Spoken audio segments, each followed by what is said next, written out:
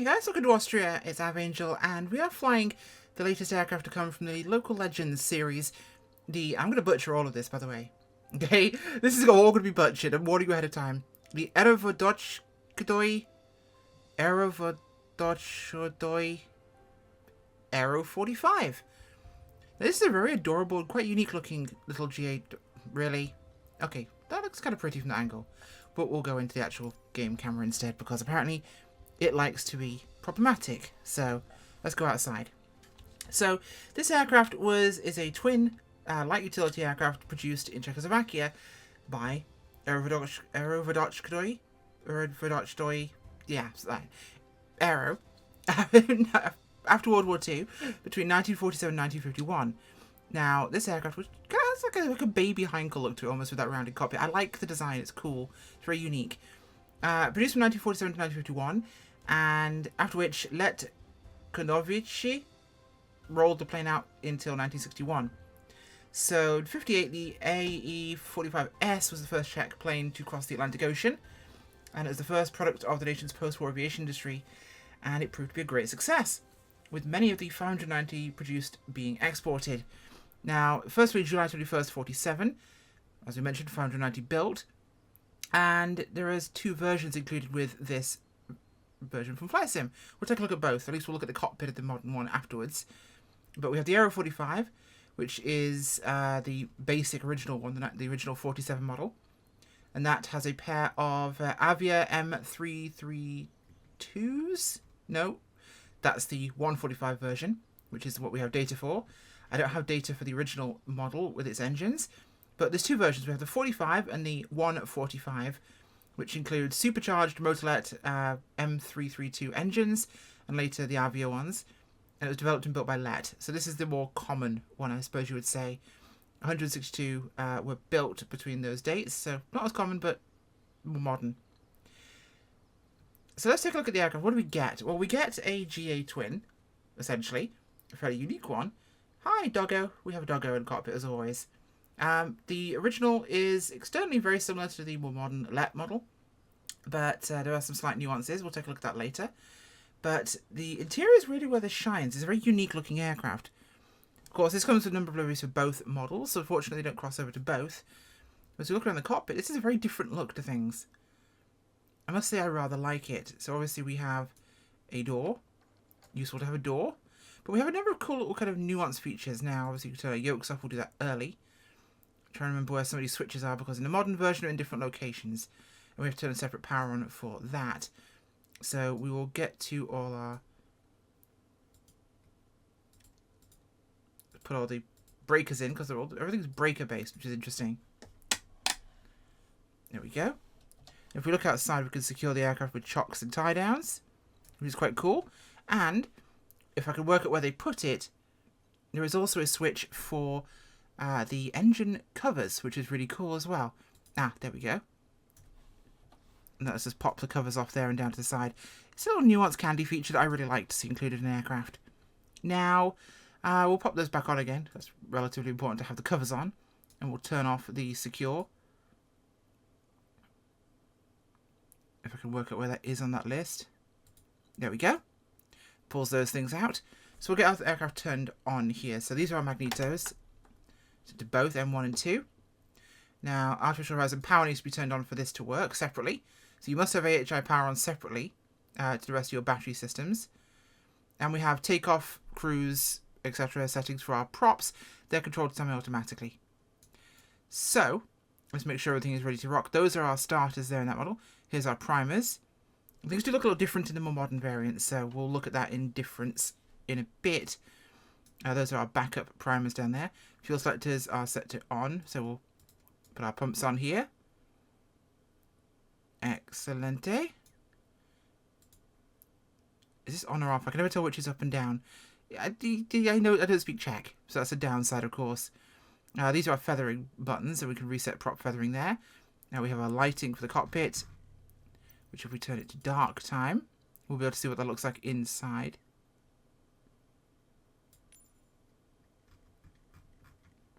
As long as I turn the right buttons on, which is something I'm definitely confused about at this stage. That's cabin lighting. So our landing lights, so that way for the light on. Dim, but not bad. Let's go back to daytime here. So high and low, maybe, or low and high. Something along those lines. My Czech is rather poor. Right, so we're looking for the master ignition somewhere. That's a parking brake down there. This is our tailwheel lock. We'll need that later. Here is our radio for the original model. And you'll notice we don't have an autopilot per se. In fact, we don't have an autopilot full stop in this variant. Now, I need to try and work out where that button is. That's a flap lever. We need to worry about that later. Everything is correctly set there. So we prime the engines.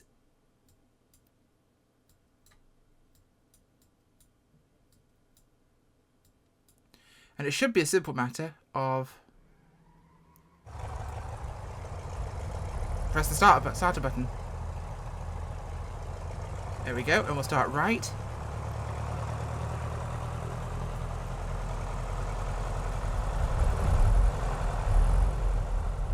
Really lovely, rich sound from those engines. I really like it, actually. Quite fun. Which is pulling a little bit there, so we'll put the brakes on. Everything seems ready to fly for us right now, so our flap power is set as well. The aperture horizon is correct. We'll put the yokes back on here. Make sure our gear lever's down. That's always a good start. And we'll let loose to taxi out here. Switch my brain on. And we are at Flugplatz Treiben in Austria, which is Lima Oscar Golf India. Gorgeous little airport here. Of course, this has come with the Central Europe add-on, so Czechia and Slovakia and all the other variations of locations are in this one, including Slovenia and Bosnia, I believe, are also in as well, and Croatia. So, gorgeous scenery on the Croatian coast. I must say, go there if you've not flown there before. So we'll set our first notch of flaps there for takeoff. We'll get ourselves turned around here and get going. It's a very simple aircraft internally, and I think whilst this version may not interest as many people, being the earlier model, very much a manual flyer, easy to operate, not very complicated. Very pretty looking, actually, I must say. Very well detailed. Do like the detail in the aircraft. And the engine sounds phenomenal. Now, this is made in partnership with Microsoft by Aeroplane Heaven, so you know that much. Tailwheel locks engaged. We'll advance the throttles. And we'll keep a little forward pressure here on the yoke to get the tail up. And get some rudder authority. There we go, ease off. And looking for about 130 before we try and take off here. Keep that straight. Nose feels like it's dropping a long way, but it's not. Let's ease away there. And we'll go external. We'll pull the gear up. Oh, hello. There we go. Simple, easy gear up and down. The exterior model looks really nice. I really like how this airplane looks. It's very well made, very well designed, and certainly not a bad one. And that's a hillside. We don't want to fly into that, do we? Wonderful. So I must say, very, very interesting to fly around in. And obviously we'll pull our power back here. And we'll get rid of the yoke for a second whilst we look at our props. So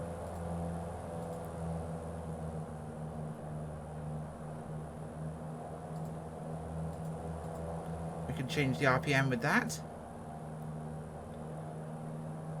to what would essentially be a cruise setting. I'll leave it on full because we're doing a very short little circuit around here, so we're going to be coming back in, and we'll get the 145 out as well, because that one has a lot more nuance to it. And the manual is helpful. It's a small manual, of course. It's a marketplace aircraft. It's located in the official folder. Look for the Aero45, and you'll find documentation there. It's a typical Aeroplane Heaven manual. It's very short. It's like 3 pages. Shows you where controls are. Doesn't explain a lot of the Czech stuff, which I think would be rather important. I definitely found using the automatic prop pitch a little complicated, but certainly workable. Alright, where are we? I think we're over there to the right. There we are. Flaps coming down. We're kind of on a modified base leg here. A very modified dog's base leg. But I just want to do a very quick little flight in the original version before we look at the other one. So we've got 2,000 feet of runway here, so we should be plenty of room. We'll let it straighten out. And we're looking for about one... Okay, we're slow here. Oh wait, this is in kilometers an hour. The manual has numbers in miles an hour. That's concerning. Don't confuse me at all, why don't you? There we go. Nice and easy. Let it roll in. Placid on the approach. Very, very controllable. Maneuverable little aircraft, actually. And fantastic visibility, I have to say. Could be a great little plane for touring around this sort of area.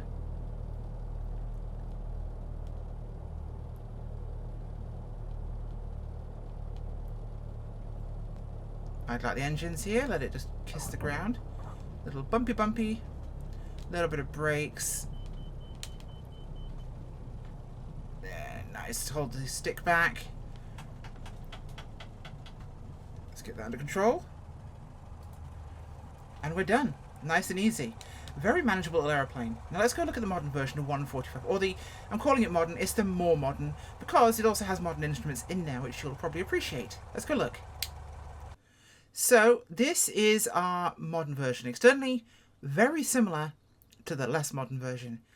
Some slight nuances to the cockpit. There's a storm window there that's been added. Otherwise, very, very similar. Yeah, very, very similar. The differences come once we step inside. You'll notice a big difference here. Now, of course, I have my battery switches and stuff on already, which is why it's going to look like everything's powered on, which it is.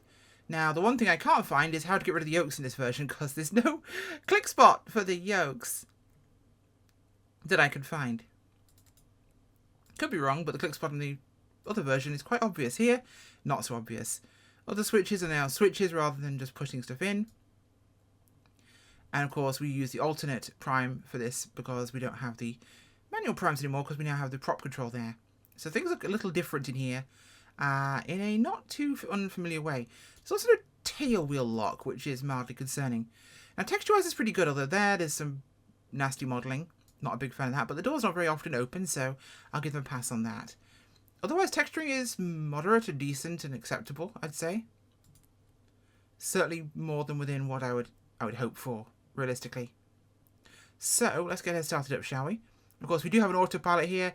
We have GPS units, so for those of you who want to do some navigation and easy flight, you have those options. So our fuel tanks are selected there. Let's make sure our cowl flaps are open. Oil flaps are open as well. Mags are set to on. Master ignition is on.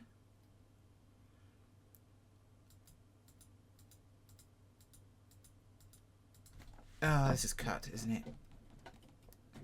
Give it a little bit of gas. So definitely nuances and differences between the two models, which is quite interesting to see, to be honest. Nice simple startup. Engines are good. Let's pull this down. And we're ready to go. Now the lack of a tail wheel lock is interesting. I'm not sure why they removed that. But they did. Go figure. So it might make takeoff a little bit interesting, but we'll find out, won't we? Oh wait, my parking brake's still on. That would do it. Let's run over some parking attendants here. You notice we'll have air vents up there as well. And there's a lack of the curtainy covering on the top there. I do find that storm window really distracting because it's right in kind of just above the Limburg reference for me. So it's kind of right in my eye line. I'd probably prefer the storm window to be in the door than on the front windshield. It also can't help the aerodynamics to have that right there in the airflow. Whereas on the side it might be a little bit better shielded perhaps. And you're not going to get blasted in the face if you were opening that in flight, because I doubt you can close that if you open that whilst you're flying. Although it is mostly on the side, it would make more sense to be in the door, you know? Alright, let's get turned around here.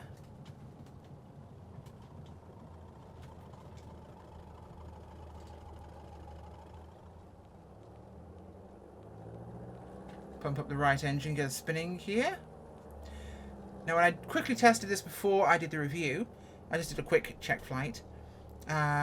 This one's squirrely on takeoff without tail wheel lock, so we're going to try our best to get this baby's tail up fast.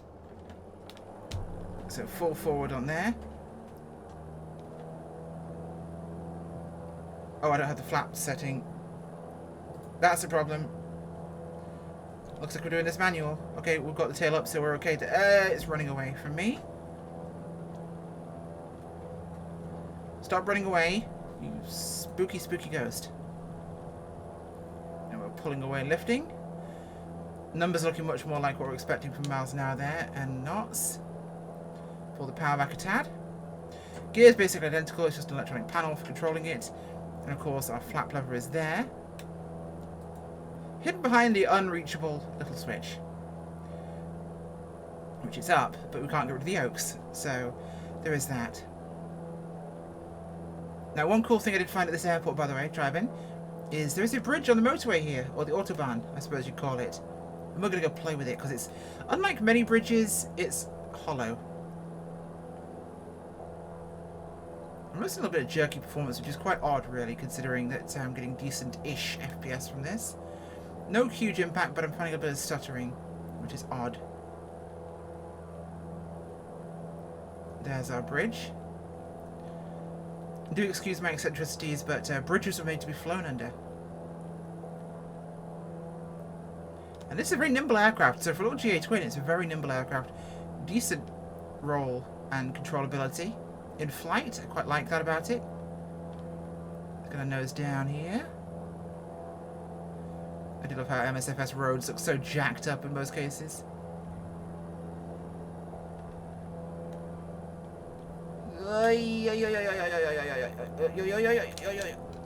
And pull away before bad things happen.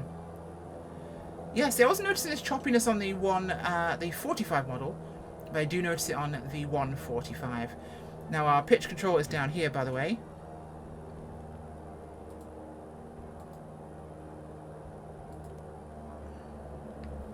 There are presets there. That'd be climb. We can take off, climb, and descend. Is this full? This feels like full. Yeah, we're good. Okay, there's our runway, so we're doing another dirty dog leg. Which is fine by me. I do like a good dirty dog leg. That sounds like a cocktail, or some sort of adult act. We're not going to get into that, but I want to land this thing because I'm getting definite stuttering on the 145 that I hadn't noticed before. FPS is identical, but I'm noticing significant stutter, which is unusual. I haven't changed my sim session. This is the same sim session as I recorded the first part of this in, so the conditions are identical, computer's identical. I'm just noticing definite performance difference. Maybe it's the inclusion of electronics, I'm not sure. There we go, boing. A little bumpy, let's pull those flaps, they're electronic, so it takes a minute to pull them up. Get the tail down. Nose is a little high, but not bad. Visibility is a bit interesting, but you can manage just fine. So that turned around. And we shall taxi back whilst we are looking at the aircraft, so I'll turn my head off so this doesn't get weird for you. But it's a very unique looking aircraft. It's a fun little aircraft. It certainly flies very well. It's nimble, it's got some good speed to it, and it will perform certainly quite well. I think it's a unique addition to your flight sim hangar, of course. It's the usual low price one might expect from the local Legends aircraft, which is a big bonus of buying it. The 145 in numbers, by the way, will cruise at 130 knots, which is decent for a GA aircraft. Range of 920 nautical miles, which is also very good. And a service ceiling of 19,000 feet. So both very good numbers, I must say. What do I think? Well, it's cheap. It's the usual local Legends price, about $10, $15, depending on whether you have the discount or not. Mine cost me £8. Certainly worth a crack, and it's definitely more usable than a lot of the local Legends have been outside of the Coronado ones, in that it has the mod cons if you want them, and it has the original features if you want those too. So definitely worth a look, and I would seriously suggest picking it up in the marketplace. Thank you for watching, and I will see you all next time. Au revoir, or Auf Wiedersehen, as we're in Austria. Bye!